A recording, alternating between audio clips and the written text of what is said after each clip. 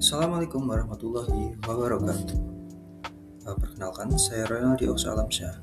Di sini saya akan mempresentasikan dinamika perekonomian Indonesia, kemiskinan dan pengangguran di era digital. Agenda kita ada 4 bagian. Pertama, kondisi ekonomi terkini. Kedua, pengangguran di era digital. Ketiga, kaitan singkat teori dengan praktik di lapangan. Dan terakhir, rekomendasi kebijakan. Langsung saja, pertumbuhan ekonomi di awal 2026. Perhatikan pada grafik di kanan, pertumbuhan PDB naik konsisten 4 kuartal terakhir dari 5,12% menjadi 5,61% di kuartal 1 2026, yang mana ini merupakan yang tertinggi dalam 13-14 kuartal terakhir. Kenaikan tajam dari kuartal 4 2025 ke kuartal 1 2026 ini didorong oleh strategi front loading belanja pemerintah, bukan semata-mata pertumbuhan organik.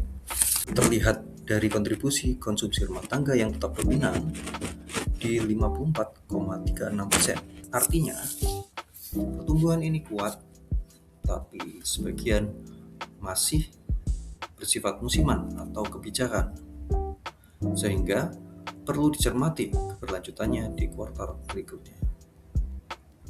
Lanjut, inflasi dan BI rate.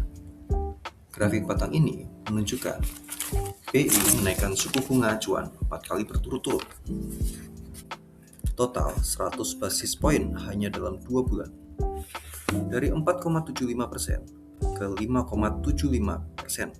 Ini kebijakan pengetatan yang sangat agresif. Respon inflasi yang sempat menembus 4,76% di Februari, dan hasilnya terlihat di data pendukung. Inflasi mereda ke 3,08% dan rupiah menguat pada saat itu. Yang menarik, kredit perbankan tetap tumbuh 2 digit. Artinya, pengetatan moneter ini belum mematikan sektor real. Lanjut ke slide berikutnya, tingkat kemiskinan.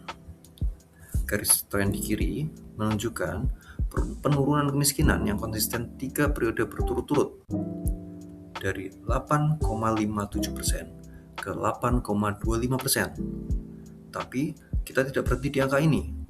Kita lihat di bagian kanan, garis kemiskinan justru naik 7,76% menjadi 641.000 per bulan. Artinya, penurunan angka kemiskinan ini terjadi di tengah kenaikan biaya hidup, dan itu ditopang bantuan sosial senilai 112,7 triliun. Jadi perbaikan ini itu nyata, tapi sifatnya masih rapuh dan bergantung pada dukungan fiskal pemerintah.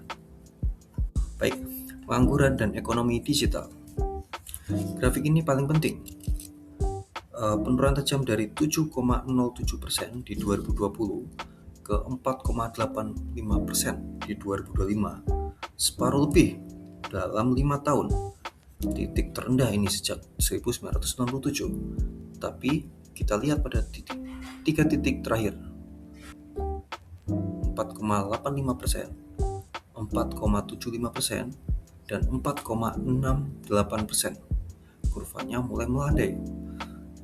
Di kotak bagian kanan atas, bagian peluang, ekonomi digital seperti gig economy dan e-commerce terbukti jadi peredam kejut. Tetapi di kotak bawah, bagian tantangan, laju penurunan yang melambat ini jadi sinyal penting bahwa penyerapan tenaga kerja mulai mentok dan ada risiko pengangguran struktural akibat otomasi yang tidak diimbangi skilling.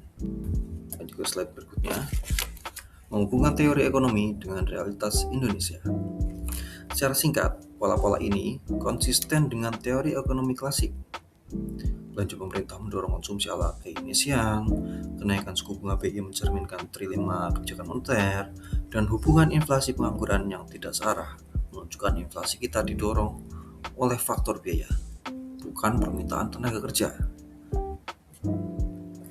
Selanjutnya, Rekomendasi kebijakan untuk kemiskinan sendiri, kuncinya adalah penyaluran bansos yang lebih tepat sasaran dan pemberdayaan produktif, bukan hanya bantuan konsumtif saja.